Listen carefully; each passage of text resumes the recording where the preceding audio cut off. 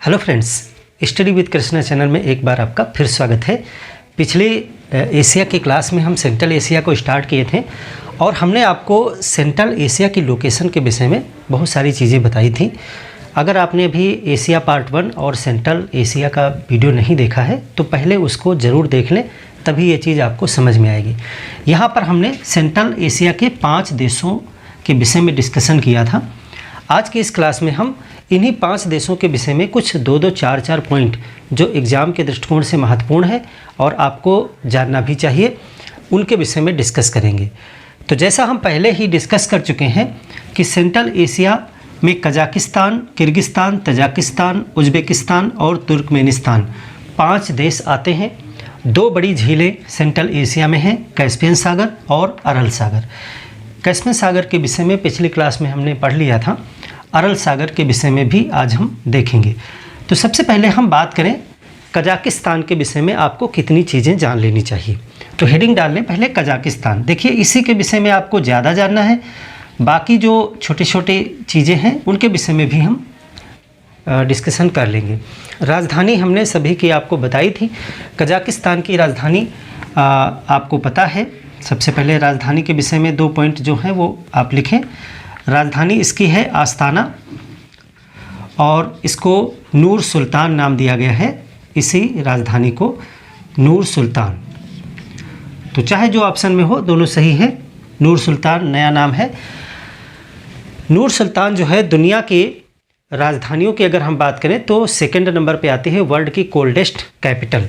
ये जो अस्ताना है ये विश्व की दूसरी सबसे ठंडी राजधानी है। तो फर्स्ट कौन सी है, यानी सबसे ठंडी राजधानी कौन सी है, तो वो मंगोलिया है, उलानबातर। और ये है आपकी मंगोलिया में, मंगोलिया की राजधानी है। मंगोलिया कहाँ है? मंगोलिया, ये देश आप देखोगे ऊपर आपका रूस है और ये नीचे चीन है, जो यहाँ पर रूस और चीन का बॉर्डर शेयरिंग होता है। इसी वजह से मंगोलिया जो है कजाकिस्तान के साथ में बॉर्डर नहीं बनाता है। मंगोलिया की राजधानी है उलानबातर, जो दुनिया की सबसे ठंडी राजधानी है, coldest capital of the world है। और सेकेंड नंबर पे आपका आ जाता है अस्ताना। कजाकिस्तान आप देख रहे हो कि सेंट्रल एशिया में एक सबसे बड़ा देश है, यानी मध्य एशिया का सबसे बड़ा देश है। और विश्व की बात करें तो ये 9th पोजीशन पे आता है। और लैंड लॉक्ड कंट्रीज़ की अगर हम बात करें, पूरे विश्व में जो लैंड लॉक्ड कंट्रीज़ हैं उनमें सबसे बड़ा लैंड लॉक्ड कंट्री जो है वो कंट्री आपका कजाकिस्तान ही है। तो 2-3 पॉइंट आप ये नोट करेंगे कि ये कजाकिस्तान जो है क्षेत्रफल में विश्व में 9th पोजीशन पे है, 9वें स्थान पे है। भारत का स्थान क्या है आप कमेंट करके बताइए, स्थान पर है। सेंट्रल एशिया में तो आप कॉमन सी बात है देख ही रहे हैं, सेंट्रल एशिया का तो सबसे बड़ा देश है, विश्व में 9th स्थान पे है। लेकिन जो पूछा जा सकता है वो ये है कि ये सबसे बड़ा लैंड लॉक्ड कंट्री है। ये क्या है? विश्व का सबसे बड़ा है। ये विश्व में इससे बड़ा कोई दूसरा देश नहीं है जो लैंड लॉक्ड हो, यानी स्थलबद्ध हो। विश्व का सबसे बड़ा, क्षेत्रफल में सबसे बड़ा स्थलबद्ध देश। स्थलबद्ध देश वो होता है जो चारों तरफ से ज़मीनों से घिरा होता है, यानी खुले सागर से नहीं जुड़ा होता है। कैस्पियन सागर खुला सागर नहीं है, ये झील है, इसीलिए कजाकिस्तान लैंड बाउंड कंट्री में ही गिना जाएगा। तो अगर ये सबसे बड़ा है तो आपको टॉप 3, 4 या टॉप 5 आपको पता होनी चाहिए, क्योंकि कभी कभी ऑप्शन में ऐसा होता है ना कि पहला जो सबसे बड़ा होता है उसको हटा ही देते हैं। तो सेकंड में कौन से हैं? अगर हम सबसे बड़े स्थलबद्ध देश की बात करें तो नंबर 1 पे कजाकिस्तान ही है, आपका कजाकिस्तान। और अगर हम दूसरे नंबर पे बात करें स्थलबद्ध देश में, तो दूसरे नंबर पे आपका आ जाता है मंगोलिया। आप देख रहे हैं उसके पड़ोस में ही आपको देश मैप पे हमने बताया मंगोलिया है। ये भी आप देखिए स्थलबद्ध है, इधर रूस से घिरा हुआ है, इधर आपका चीन से घिरा हुआ है, बीच में ये पड़ता है। तो कजाकिस्तान के बाद में मंगोलिया सबसे बड़ा स्थलबद्ध देश है। और तीसरे नंबर पे आप अफ्रीका के मैप पे देखिएगा, अफ्रीका में 3 देश आपको सहारा मरुस्थल जहाँ पे है 3 लाइन से देश मिलेंगे, वो आपके तीनों स्थलबद्ध देश हैं और काफ़ी बड़े बड़े देश हैं। तीसरे नंबर पे आता है आपका चाड और चौथे नंबर पे आपका आता है नाइजर उसके पड़ोस में ही। और 5वें नंबर पे आपका आता है माली। एटलस में आप ये मैप तो खोले ही होंगे, अफ्रीका का मैप खोलिए और अफ्रीका के मैप में आप देखिए जो इस तरह से आपको हार्न ऑफ अफ्रीका जो इस तरह से दिखाई पड़ेगा। तो यहाँ पर आप देखिएगा आपको मिलेगा चाड, चाड से लगा हुआ आपका नाइजर और नाइजर से लगा हुआ माली। ये चाड है, ये नाइजर है, ये माली है। तीनों देश यहाँ पर आपको एक लाइन से मिलेंगे और ये तीनों ही लैंड लॉक्ड कंट्रीज़ हैं।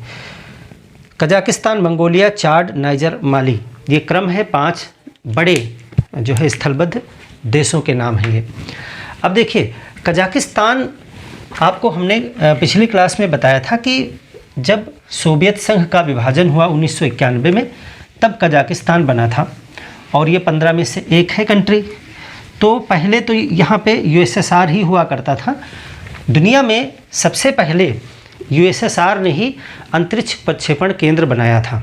तो वो दुनिया का सबसे पहला जो अंतरिक्ष स्टेशन है, जो अंतरिक्ष प्रक्षेपण केंद्र है, वो यहीं अरल सागर के पूरब में यहीं पर है।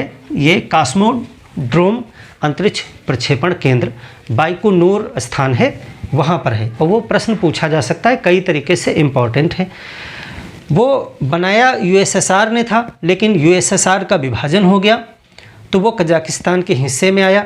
लेकिन फिर भी रसिया को कजाकिस्तान ने लीज पर दिया हुआ है 2050 तक के लिए, यानी उसका मालिक इसमें रसिया ही है, लीज पे लिया हुआ है।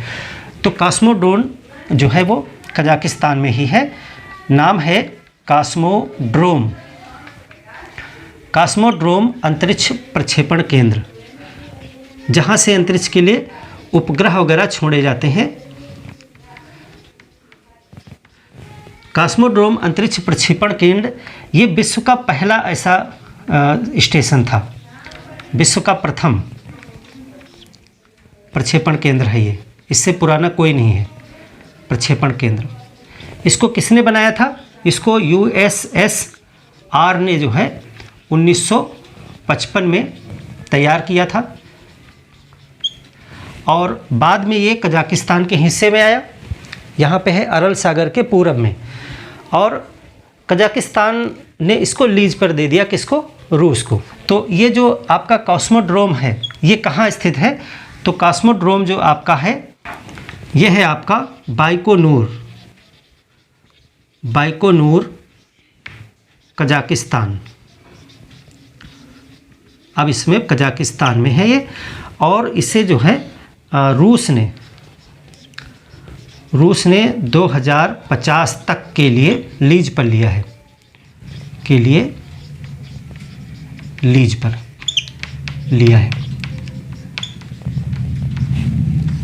कॉस्मोड्रोम की लोकेशन कहाँ है? अरल सागर के। देखिए अरल सागर 2 देशों में फैला हुआ है, कजाकिस्तान और उज्बेकिस्तान के बीच में। एक और यहाँ पर आप झील देखोगे, ये है बलखस झील। ये दोनों के विषय में अभी मैं आपको बताऊंगा। तो ये कॉस्मोड्रोम अंतरिक्ष प्रक्षेपण केंद्र कहाँ है? ये है कजाकिस्तान में। किसका है? ये रूस का है, वर्तमान में रूस का है, और रूस की जो है रोस्कोमोस एजेंसी ने इसे लीज पर लिया हुआ है। यहीं से दुनिया का सबसे पहला जो उपग्रह है वो छोड़ा गया था। आप कमेंट करके बताएं कि दुनिया का सबसे पहला कृत्रिम उपग्रह कौन सा था? जाहिर सी बात है यूएसएसआर ने ही छोड़ा होगा, और इसी स्टेशन से छोड़ा था, कॉस्मोड्रोम अंतरिक्ष प्रक्षेपण केंद्र से ही। और उसका नाम क्या था वो आप नाम कमेंट करके बताएं। और भारत ने जब 1975 अपना जो है एक कृत्रिम उपग्रह पहली बार छोड़ा था, तो वो भी जो है यूएसएसआर की मदद से ही लॉन्च किया गया था। तब भारत के पास में इतनी टेक्नोलॉजी नहीं थी कि वो अपना उपग्रह अंतरिक्ष में भेज सकते, तो वहाँ भी जो है यूएसएसआर ने ही मदद की थी। कजाकिस्तान में यहाँ पर जो घास के मैदान पाए जाते हैं, ये जो घास के मैदान पाए जाते हैं कजाकिस्तान में, वो क्या कहलाते हैं? घास के मैदान पे हमने आपको वर्ल्ड ज्योग्राफी की प्लेलिस्ट में एक चैप्टर पढ़ाया है, विश्व के घास के मैदान। उसको आज ही आप इस क्लास के बाद में देख लीजिएगा पूरा, क्योंकि घास के मैदान कई प्रकार के होते हैं, जैसे कि उष्णकटिबंधीय यानी जो विषुवत रेखा के आसपास होते हैं, कर्क रेखा से ऊपर, या मतलब जो भी लोकेशन के हिसाब से उनको अलग अलग कैटेगरी में बांटा गया है टेम्परेचर के हिसाब से। तो उसमें अलग अलग देशों में उन घास के मैदानों को अलग अलग नाम दिए जाते हैं और आपकी प्रतियोगी परीक्षाओं में बहुत से क्वेश्चंस बनते हैं कि प्रेरी घास के मैदान किस प्रकार के घास के मैदान हैं, या फिर अमुक घास के मैदान स्टेपीज है, प्रेरी है, वेल्ड है, ये कहाँ पाए जाते हैं। या तो लोकेशन पूछी जाती है या फिर वो किस प्रकार के हैं, यानी टेम्परेट हैं या शीतोष्ण हैं, समशीतोष्ण हैं या उष्ण हैं, तो ये प्रकार भी पूछे जाते हैं। तो उतना डिस्कशन तो यहाँ पे मैं नहीं कर पाऊँगा, लेकिन उसके लिए पूरा एक चैप्टर है विश्व के घास के मैदान, उस चैप्टर को आप ज़रूर देख लीजिएगा, वेरी वेरी इंपॉर्टेंट है, बहुत प्रश्न बनते हैं वहाँ से। तो यहाँ पे कजाकिस्तान में जो घास के मैदान हैं वो किस प्रकार के घास के मैदान हैं और उनको क्या कहते हैं, ये प्रश्न बनेगा आपसे। तो यहाँ पर घास के मैदान पाए जाते हैं और एक कजाकिस्तान में, और बहुत इम्पॉर्टेंट है क्योंकि वो वहाँ का एक है सरेयरका स्टेपीज करके जो घास के मैदान है, वो यूनेस्को की साइट भी है, इसीलिए बहुत इम्पॉर्टेंट है। कजाकिस्तान में जो है घास के मैदान कौन से पाए जाते हैं, पहला तो ये क्वेश्चन है। यहाँ पर घास के मैदान हैं वो हैं समशीतोष्ण, समशीतोष्ण यानी इनको आप कहेंगे टेम्परेट। समशीतोष्ण क्या होते हैं, देखिए ये जो आपका विषुवत रेखा है, इसके ऊपर आपको पता है कर्क रेखा है, इधर मकर रेखा है, यानी कि 0 डिग्री, ये आपकी हो गई 23.5 डिग्री नॉर्थ, और ये आपकी होगी 23.5 डिग्री साउथ। और यहाँ पर आपका 66.5 होता है, यहाँ भी 66.5 होता है। ये सब कुछ आपको हम विश्व भूगोल में पढ़ा चुके हैं। ये साउथ का है और ये नॉर्थ के हैं। तो यहाँ पे आपको पता है कि यहाँ तो ये जो रीजन होता है, यहाँ पे पूरे वर्ष सूर्य रहता है, यानी कि कर्क रेखा से लेके मकर रेखा के बीच का जो एरिया होता है काफ़ी गर्म एरिया होता है। इंडिया, ये सब अफ्रीका के काफ़ी देश ये सब पड़ते हैं इसके आसपास क्षेत्र में। तो उष्ण कटिबंधीय जलवायु कहलाती यहाँ की है। और इसके ऊपर का जो ये एरिया होता है, जो आपका 23.5 से लेके 66.5 के बीच का, ये टेम्परेट माना जाता है, यानी समशीतोष्ण। ना तो बहुत ठंडा है ना तो बहुत गर्म है, इधर भी और इधर भी, दोनों गोलार्ध में इसकी सिचुएशन होती है। तो इन क्षेत्रों में जो घास के मैदान पाए जाते हैं वो समशीतोष्ण होते हैं।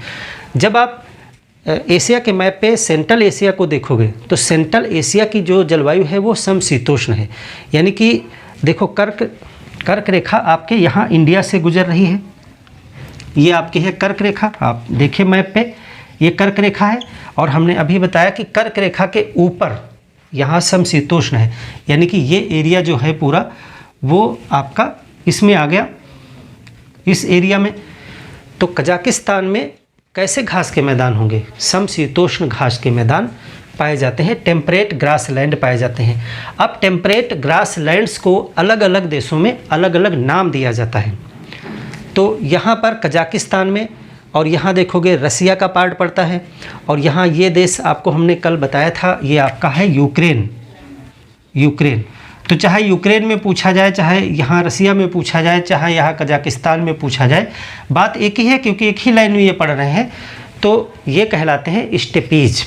प्रश्न ऐसे आ सकता है कि यूरोप में जो है समशीतोष्ण घास मैदानों को क्या कहते हैं, स्टेपीज कहते हैं। अमेरिका में क्या कहते हैं, उत्तरी अमेरिका में जब आप देखते चले जाओगे तो उत्तरी अमेरिका में इनको प्रेरी कहा जाता है, प्रेरी घास के मैदान। इसी तरीके से इधर भी। तो पूरा चैप्टर आप उसको देख लीजिएगा, कॉन्सेप्ट आपका क्लियर हो जाएगा, तो उससे आपको रटना नहीं पड़ेगा। तो यहाँ पे इनको क्या कहते हैं, इनको कहते हैं स्टेपी घास के मैदान। अब यहाँ स्टेपी में एक विशेष घास का मैदान है, उसको यूनेस्को ने जो है संरक्षित किया है, यूनेस्को की साइट है, तो उसका नाम पूछा जा सकता है। तो यहाँ पे एक घास का मैदान है सरेयरका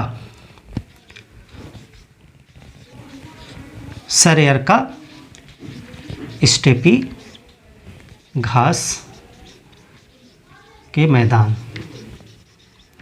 ये आपके कहाँ पाए जाते हैं, कजाकिस्तान में, और ये यूनेस्को की साइट है,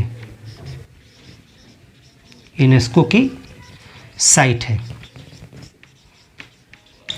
यूनेस्को की साइट सरयारका घास के मैदान। अब प्रश्न कई तरीके से बन सकता है कि सरयारका घास मैदान कहाँ है, कजाकिस्तान में है या सेंट्रल एशिया में है, किस प्रकार का है, तो टेम्परेट है यानी समशीतोष्ण है, किस इसका नाम क्या है, तो ये सरयारका स्टेपीज है, स्टेपीज या स्टेपी, तो इस प्रकार का है।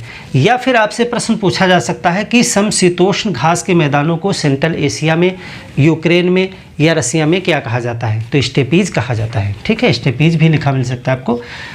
ऐसे ही मैदान आपके अमेरिका, उत्तरी अमेरिका में क्या कहलाते हैं, तो वहाँ पे प्रेयरी घास के मैदान कहलाते हैं। ऐसे ही मैदान आपके दक्षिणी अमेरिका महाद्वीप है उसमें क्या कहलाते हैं, तो उसमें पंपाज कहलाते हैं। तो इस तरह से वो आप चैप्टर पूरा देखिएगा, वेरी इंपॉर्टेंट है, इस क्लास के बाद ज़रूर देख लीजिएगा और उस पर आप कमेंट करके बताइएगा कि हाँ कितने लोग हमारे कहने से उस चैप्टर को पूरा देखे हैं प्लेलिस्ट में, तो वहाँ कमेंट ज़रूर करिएगा आप, ताकि मुझे पता चले कि आप इसको सीरियसली ले रहे हैं या नहीं। तो घास के मैदान आप समझ गए। इसके बाद देखिए कजाकिस्तान जो है वो कुछ नेचुरल रिसोर्सेस में संपन्न है। यहाँ पे आपके जो देश हैं कजाकिस्तान, तुर्कमेनिस्तान, उज़्बेकिस्तान, ये सब जो है ऑयल में और गैस में जो है काफ़ी उत्पादन करते हैं। तो ये जो है तेल और प्राकृतिक गैस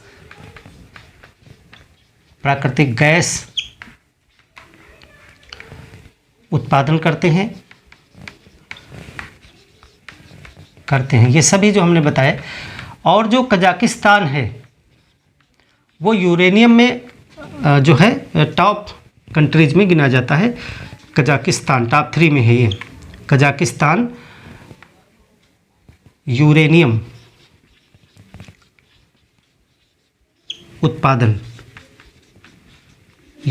उत्पादन में विश्व में प्रथम है, इस समय विश्व में प्रथम है।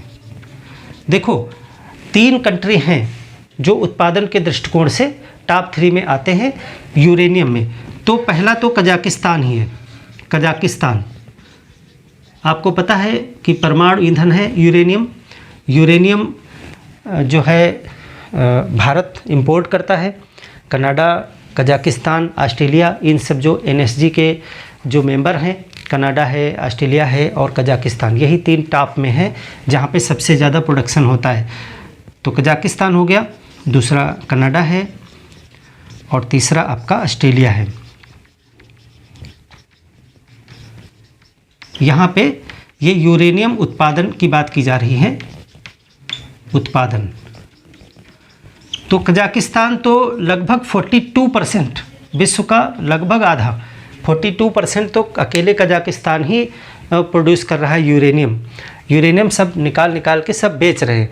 और देखिए यहाँ से सबसे ज़्यादा इस सेंट्रल एशिया का सबसे ज़्यादा फ़ायदा तो इधर रसिया तो ले रहा है, इधर चीन सबसे ज़्यादा इसमें फ़ायदा उठा रहा है, क्योंकि यहाँ पर वो आसानी से रिसोर्सेज को, तुर्कमेनिस्तान हो, उज़्बेकिस्तान हो या कजाकिस्तान से हो, यहाँ से ऑयल, गैस, यूरेनियम सबसे ज़्यादा चाइना जो है इंपोर्ट कर रहा है। यहाँ से उसने पाइपें बिछा रखी हैं चीन तक के लिए, गैस की पाइपें, और वहाँ से नेचुरल गैस वहाँ ले जाता है। भारत प्रयास कर रहा है कि यहाँ से नेचुरल रिसोर्सेज को हम लाएं, लेकिन भारत के पास में मजबूरी ये है कि भारत का बॉर्डर सीधा टच नहीं होता सेंट्रल एशिया के किसी भी देश से। बीच में पाकिस्तान है, अफ़गानिस्तान है, और आपको पता है कि पाकिस्तान तो हमारा विरोधी है शुरू से ही, इधर चीन का भी विरोध रहता है, और अफ़गानिस्तान की भी जो राजनीतिक सिचुएशन है वो उथल पुथल वहाँ पे रहती है इस समय, वो भी एक अनस्टेबल कंट्री है। तो भारत के पास में ऑप्शन ईरान का था, तो हमने आपको बताया भी था कि ईरान के चाबहार पोर्ट के माध्यम से ये यहाँ सेंट्रल एशिया में अपनी पैठ बनाने की कोशिश करते हैं। एक गैस पाइपलाइन भी प्रोजेक्ट जो है प्रस्तावित है, हालांकि उस पर बहुत से काम भी हुए हैं, लेकिन अभी वो डन नहीं हो पाया। वो तुर्कमेनिस्तान से ले करके अफ़गानिस्तान, पाकिस्तान और इंडिया तक के लिए गैस पाइपलाइन जो है वो बनाए जाने का पूरा स्ट्रक्चर तैयार है, फंडिंग वगैरह भी तैयार है, लेकिन कुछ व्यवधान है जिससे अभी तक कंप्लीट नहीं हो पाई है। तो यहाँ से हम गैस को मंगा सकते हैं आसानी से। कजाकिस्तान हमको यूरेनियम देने के लिए भी एग्रीमेंट है, तो इस तरह से काफ़ी वहाँ से हमको फ़ायदा मिल सकता है। तो एक चीज़ आपने जानी कि कजाकिस्तान यूरेनियम में नंबर 1 पे है। तेल प्राकृतिक गैस यहाँ पे कजाकिस्तान, तुर्कमेनिस्तान, उज़्बेकिस्तान यहाँ पाई जाती है। अब हम चलिए बात करते हैं कि यहाँ पर ये जो अरल सागर आप देख रहे हैं, अरल सागर के विषय में थोड़ा सा देखें। अरल सागर 2 देशों के बीच में एक झील है। इसका भी नाम सागर है, हालांकि अब ये बहुत छोटा हो गया है। काफ़ी बड़ी पहले झील थी ये, लेकिन ये सिकुड़ रही है। क्या कारण है वो भी हम बात करेंगे। नाम सागर है लेकिन झील है। अरल सागर, पहले इसकी लोकेशन कहाँ है? लोकेशन आप मैप में देखिए अपने एटलस में, तो ये 2 देशों में है, कजाकिस्तान और उज़्बेकिस्तान। उज़्बेकिस्तान के मध्य 2 देशों में है। खास बात इसकी ये है, अरल सागर का वहाँ का क्षेत्रीय भाषा में इसका मतलब होता है द्वीपों की झील। इसको द्वीपों की झील भी कहा जाता है, छोटे छोटे टापुओं की झील, इसको दूसरे नाम से जानते हैं। खास बात यह है कि अब ये सिकुड़ रही है, सिकुड़ रही है यानी छोटी हो रही है, आकार में सिकुड़ रही है। अगर हम बात करें 1960 की, तो 1960 के साइज से, यानी 1960 में जितना ये आकार में थी, तो अब वर्तमान की बात करें तो 10% रह गई है। यानी कि दुनिया में नेचुरल डिजास्टर का अगर कोई एक उदाहरण है इस वाटर बॉडी के संदर्भ में, तो अरल सागर का उदाहरण आप दे सकते हो। यानी कि मात्र 50 साल के आसपास के समय में कोई झील सिकुड़ करके 10% रह गई है। जितना आकार था उसका मात्र 10% रह गई। सोचिए कितना भयानक डिजास्टर है एक वाटर बॉडी का।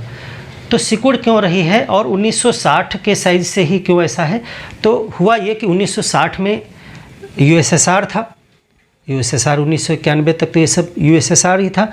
तो यूएसएसआर ने क्या किया कि यहाँ जो अरल सागर में जो नदियाँ आती हैं, जैसे आमू दरिया है, सिर दरिया है, तो इन नदियों का पानी सिंचाई के लिए इधर उधर मोड़ दिया।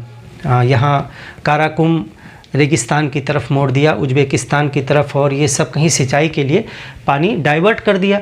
तो चूंकि ये अरल सागर चारों तरफ से ज़मीन से घिरा हुआ है, किसी सागर से तो घिरा नहीं है, इसका पानी का स्रोत तो नदियाँ ही थी। जब नदियाँ पानी कम लाने लगी तो इसका आकार घटने लगा, इसके आसपास का जो क्षेत्र था वो सूखने लगा और रेगिस्तान में तब्दील होने लगा। इसके आसपास का जो है मिट्टी जो है वो सब सूख गई और ये 10% अपने साइज़ का रह गया है। लेकिन इसका एक फ़र्क ये पड़ा कि जो सिंचाई की व्यवस्था की यूएसएसआर ने, उसकी वजह से उज़्बेकिस्तान और कजाकिस्तान यहाँ कपास की खेती काफ़ी उन्नत हुई, काफ़ी बढ़ोतरी हुई उसमें। और आज उज़्बेकिस्तान जो है वो काटन के निर्यातक देशों में गिना जाता है, यानी काटन प्रोड्यूस करते हैं और उसको विश्व में बेचते हैं। लेकिन अरल सागर सूख गया। तो इसका कारण ये है, इसका कारण अगर आप लिखना चाहें तो 1960 के दशक से तब रूस तो था नहीं, यूएसएसआर लिखेंगे। यूएसएसआर ने जो है नदियों का पानी, नदियों का जो जल था सिंचाई के लिए डाइवर्ट कर दिया, सिंचाई के लिए मोड़ा, और वो नदियां अरल सागर में जाती थी। तो इससे क्या हुआ, अरल सागर सूखने लगा और ये 10% रह गया है। लेकिन इसका कुछ फ़ायदा भी हुआ। लेकिन उज़्बेकिस्तान, हालांकि सबको हुआ, लेकिन उज़्बेकिस्तान जो है बहुत आगे निकल गया, कपास की खेती में उन्नत भी हुआ, कपास का निर्यातक बन गया, निर्यातक बना, कपास की खेती वहाँ बढ़ी। देखिए सिंचाई के लिए मोड़ा तो कपास की उत्पादन बढ़ गया और उज़्बेकिस्तान आज कपास पैदा करता है, काफ़ी मात्रा में निर्यात भी करता है। तो ये अरल सागर एक सूखता हुआ सागर है। और सिर्फ अरल सागर ही नहीं, एक दूसरी झील भी है, बलखस झील। ये है आपकी बलखस, ये जो अर्धचंद्राकार झील आप देख रहे हो चांद जैसी, ये है बलखस झील। कहाँ पे है? ये पूरी तरीके से आपका कजाकिस्तान में है, जहाँ पे यहाँ कजाकिस्तान की बहुत पहले की जो राजधानी थी अलमाटी, वहीं पास में है ये बलखस झील। तो एक बलखस झील के विषय में भी आप प्रश्न लिख लीजिए। आप हमें कमेंट करके बताइए कि दुनिया में सबसे ज़्यादा कॉटन कहाँ प्रोड्यूस होता है। कमेंट करके बताएं कॉटन सबसे ज़्यादा विश्व में कहाँ प्रोड्यूस होता है। बलखस झील के विषय में भी लिख लें। बलखस झील, बलखस झील कहाँ है? ये तो पूरी तरीके से आपका कजाकिस्तान में है। अरल सागर तो बॉर्डर पे थी, कजाकिस्तान में है। और ये भी जो है ये अर्धचंद्राकार है, आप उसका शेप देखिए, अर्धचंद्राकार है। और ये भी सिकुड़ रही है, यह भी सिकुड़ रही है। तो इसके विषय में आपको बस इतना ही जानना है। तो कजाकिस्तान के विषय में काफ़ी सारी चीज़ें हमने देखी। इधर का जो कजाकिस्तान का पठारी भाग है तो इसको कजाकिस्तान हाईलैंड्स कहते हैं, उच्च भूमियाँ, कजाकिस्तान की उच्च भूमियाँ। तो कजाकिस्तान बहुत सरल है, इसमें आपको बहुत कुछ नहीं जानना है। दुनिया का सबसे बड़ा लैंड लॉक्ड कंट्री है, क्षेत्रफल में 9वें स्थान पे है। अरल सागर जो है कजाकिस्तान और उज़्बेकिस्तान के बॉर्डर पे स्थित एक झील है। और कैस्पियन के विषय में हम कल बात कर ही चुके थे। बाकी देखें इसमें 2 नदियां भी हैं। देखिए सेंट्रल एशिया की 2 प्रमुख नदियां आपको पढ़नी हैं। एक नदी हमने आपको कल बताई थी, एक यूराल नदी जो यूराल पर्वत से निकल के कजाकिस्तान में बहती हुई कैस्पियन सागर में आती है, उसके विषय में आपको बताया था। अरल सागर में 2 नदियाँ गिरती हैं, वो हैं सिर दरिया और आमू दरिया। देखिए अरल सागर में 2 नदियाँ गिरती हैं मुख्य रूप से। एक है सिर दरिया और एक है आमू दरिया। आमू दरिया जो है वो सबसे बड़ी, सेंट्रल एशिया की सबसे बड़ी नदी आमू दरिया ही है। तो पहले सिर दरिया को हम देखें, सिर दरिया कौन सी नदी है। देखिए ये आप किर्गिस्तान देख रहे हो, एशिया के मैप में आप देखें सेंट्रल एशिया में जो किर्गिस्तान है और इधर चाइना है। किर्गिस्तान और चाइना के बॉर्डर पे एक पर्वत श्रेणी आपको मिलेगी जिसको कहते हैं तियान शान पर्वत। आप देखें एशिया के मैप में, फिजिकल मैप में देखिए पर्वत देखना हो तो आपको यहाँ पे पामीर की गांठ दिखाई पड़ेगी। यहाँ पे पामीर की गांठ से कई पर्वत श्रेणियाँ निकलती हैं, उसी में एक तियान शान पर्वत भी आपको दिखेगा। तियान शान पर्वत किर्गिस्तान और चीन के बॉर्डर पे है और यहीं से तियान शान से ही निकलती है नदी आपकी सिर दरिया। सिर दरिया कहाँ से निकलती है? तियान शान पर्वत। इसकी लोकेशन हमने आपको बता ही दिया, किर्गिस्तान और चाइना का बॉर्डर एरिया है ये। तियान शान पर्वत से निकलती है और कहाँ जाती है? अरल सागर में जाती है। अरल सागर, बस इतना ही आपको याद रखना है, कहाँ से निकलती कहाँ जाती है। और जाहिर सी बात है किर्गिस्तान में बहती है और कजाकिस्तान में बहती है और यहाँ पहुँच जाती है अरल सागर में। कोई डाउट इसमें? आमू दरिया देखिए, आमू दरिया निकलती है पामीर से। ये पामीर यहाँ पर है, तजाकिस्तान, अफ़गानिस्तान और इंडिया के यहाँ टॉप पे देखेंगे, यहाँ पे इसको पामीर गांठ कहा जाता है। यहाँ से ये निकलती है और इधर के सभी देशों को, अफ़गानिस्तान में भी सब देशों में ये थोड़ा थोड़ा बहती हुई उज़्बेकिस्तान होती हुई अरल सागर में चली जाती है। ये है आमू दरिया। आमू दरिया का सोर्स है पामीर की गांठ से। यहाँ से पामीर नामक एक नदी है और इसमें कई नदियाँ आके मिलती हैं, तब ये आमू दरिया कहलाती है। आमू दरिया जो है वो अरल सागर में गिरती है। आमू दरिया सेंट्रल एशिया की सबसे बड़ी नदी है। ये पामीर की गांठ से निकलती है। पामीर की गांठ को थोड़ा सा आप समझें, देखिए इस तरह से है पामीर, ये आपका है पामीर,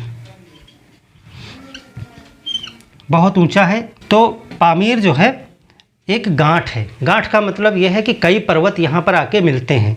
पामीर से आप देखोगे तो इधर आपको मिलेगा तियान शान। ये कौन सा है?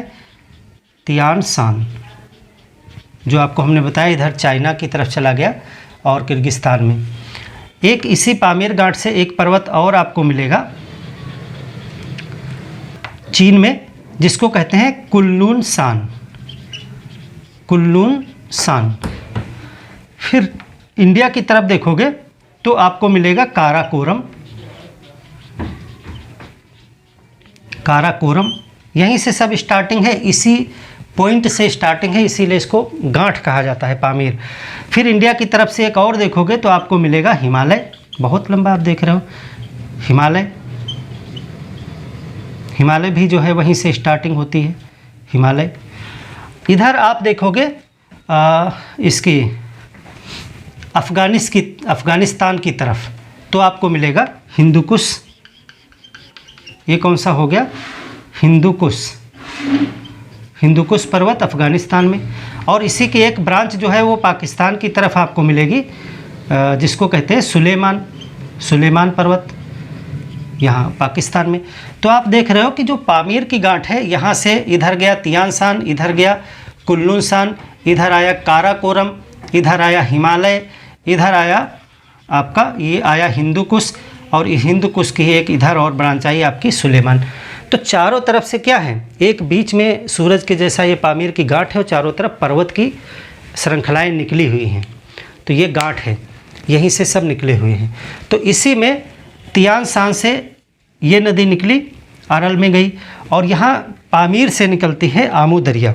तो आमू दरिया का जो सोर्स है वो पामीर है, और ये इसका इंड कहाँ पॉइंट है, वो है अरल सागर में, अरल सागर। और ये काफ़ी घूमते हुए तजाकिस्तान, उज़्बेकिस्तान, तुर्कमेनिस्तान, यहाँ अफ़गानिस्तान से बॉर्डर पे भी बहती है, होते हुए आपका अरल में जाती है, कि कजाकिस्तान में ये नहीं प्रवेश करती है, अरल सागर में जाके गिरती है।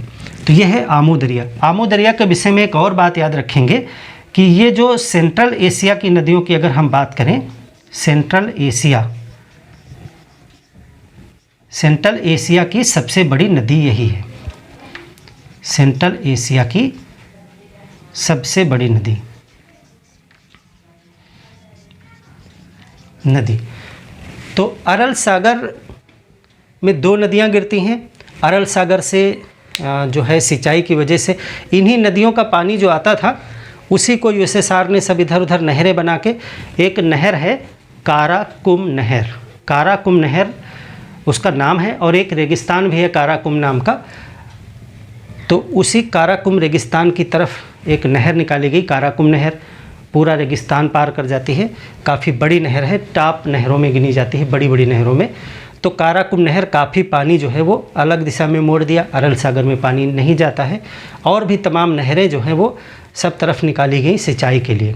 तो कपास का पैदावार तो बढ़ गया, उज़्बेकिस्तान तो निर्यात भी करता है, कजाकिस्तान में भी पैदा होता है। तो लेकिन क्या हुआ, अरल सागर सूखने लगा है।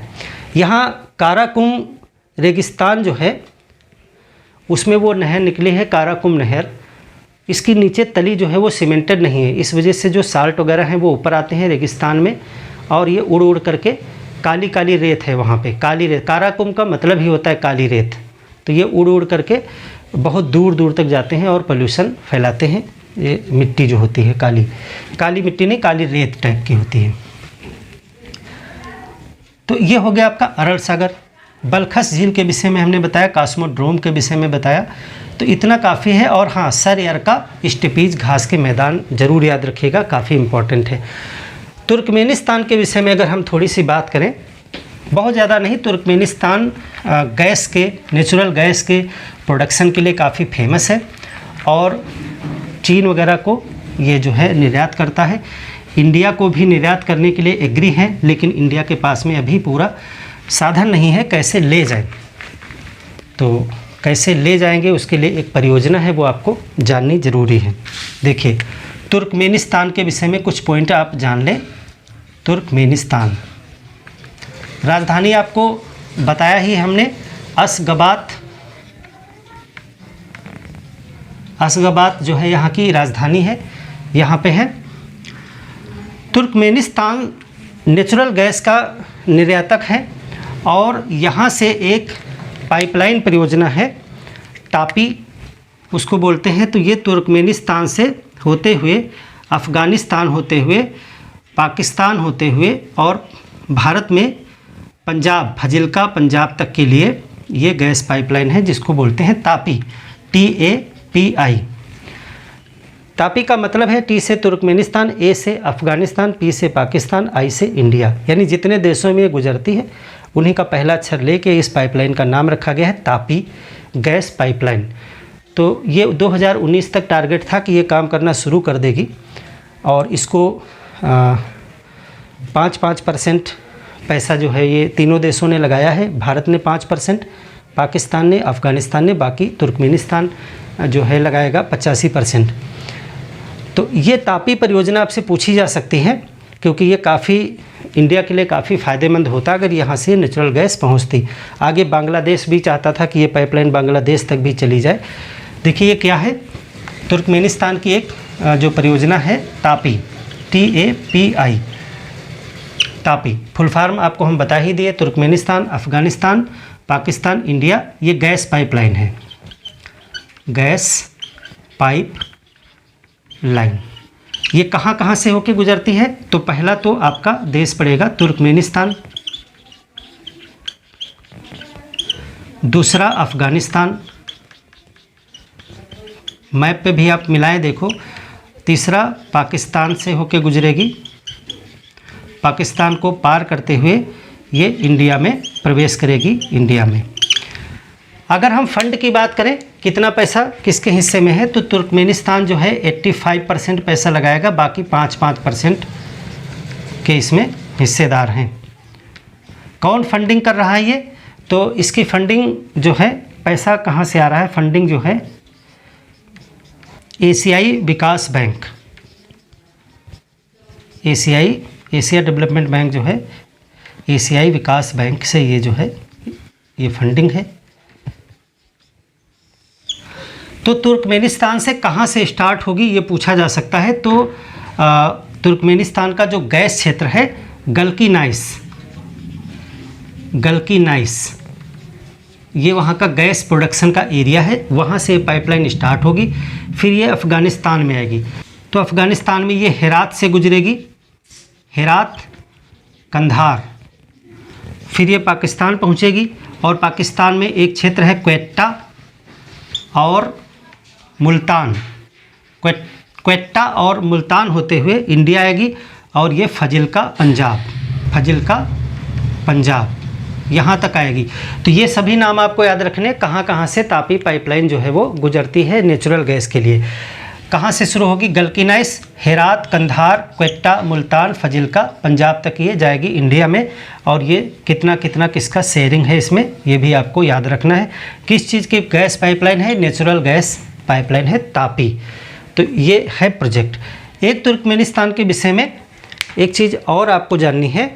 देखिए मुल्तान जो पड़ेगा यहाँ पे, जो पाकिस्तान में जो मुल्तान पड़ेगा, वहाँ पे जो है ईरान की तरफ से भी हम एक पाइपलाइन लाने की जो है प्रोजेक्ट पे काम कर रहे हैं कि हम ईरान की तरफ से भी ईरान पाकिस्तान होते हुए ईरान पाकिस्तान इंडिया पाइपलाइन भी बनाना चाहते हैं, लेकिन वो भी प्रोजेक्ट जो है अभी ठंडे बस्ते में ही है, कंप्लीट नहीं है कोई भी।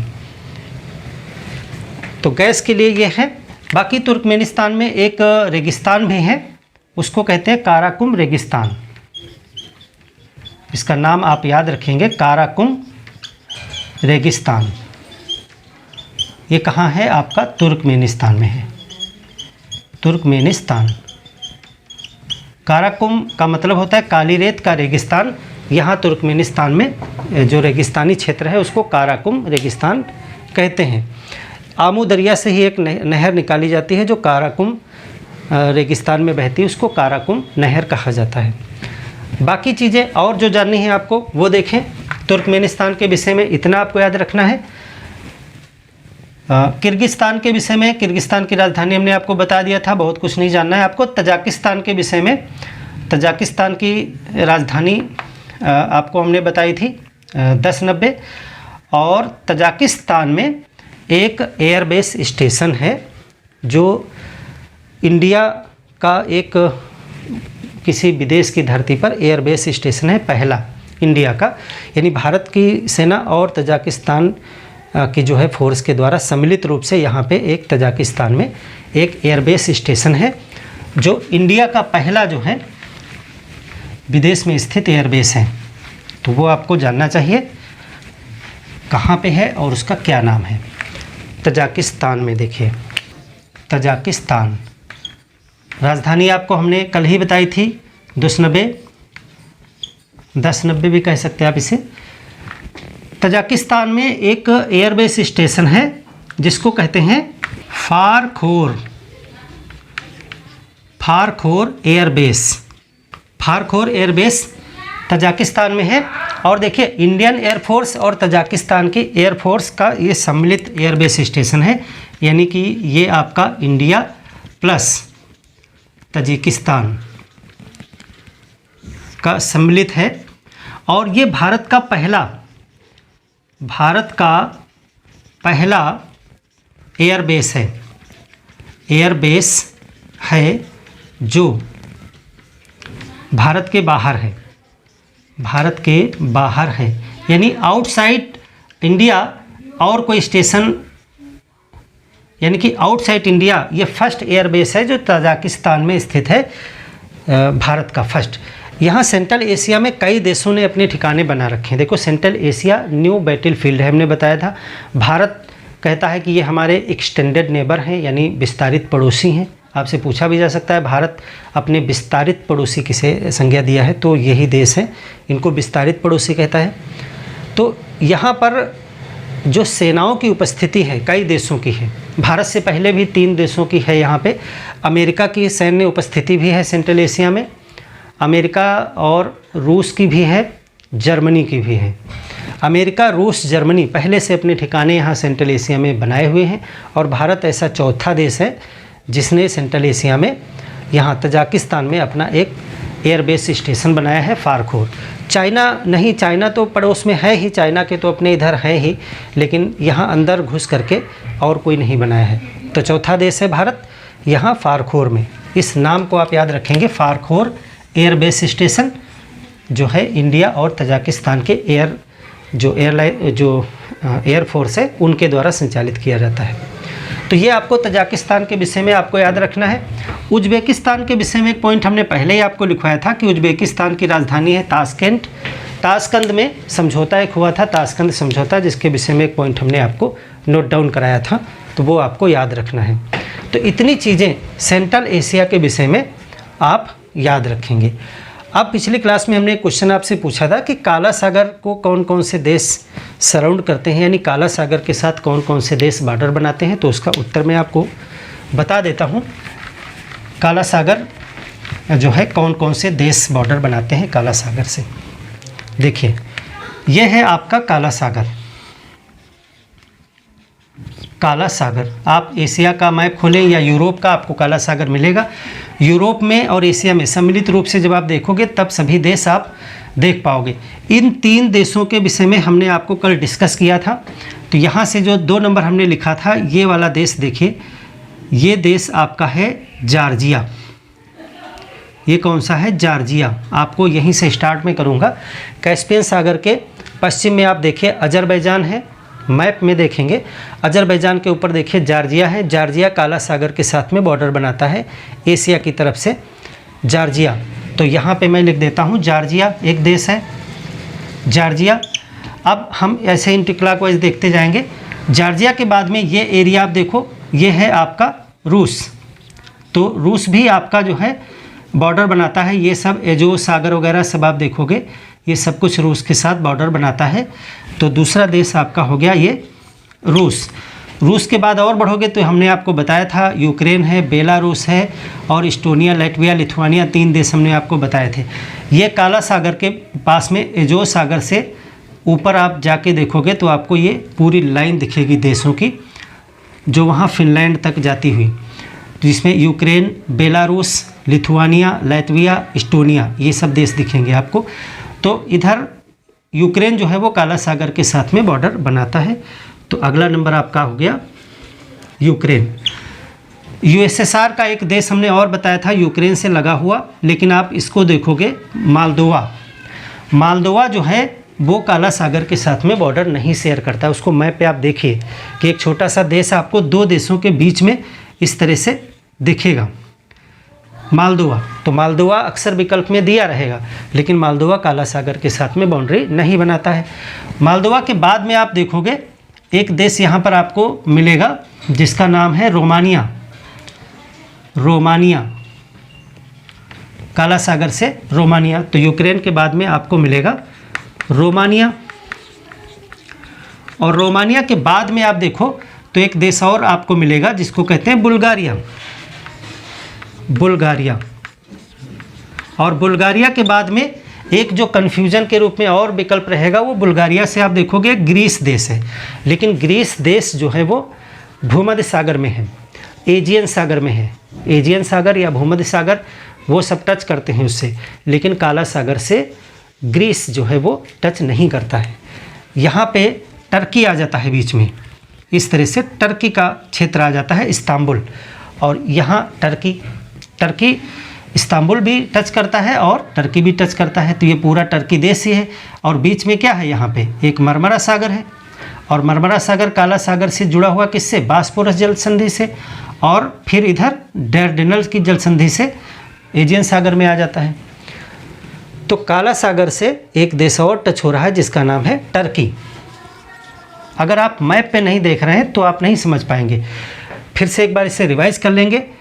जॉर्जिया, रसिया, यूक्रेन, रोमानिया, बुल्गारिया, टर्की, ये देश जो हैं कितने हो गए आपके, 6 देश। काला सागर से 6 कंट्री जो है वो बॉर्डर शेयर करते हैं। अब यहाँ पे जो कन्फ्यूजन के लिए विकल्प में दिए रहेंगे वो जैसे कि आपको अर्मानिया दे देगा, अजरबैजान दे देगा, या यहाँ का ग्रीस दे देगा, या मालदोवा दे देगा।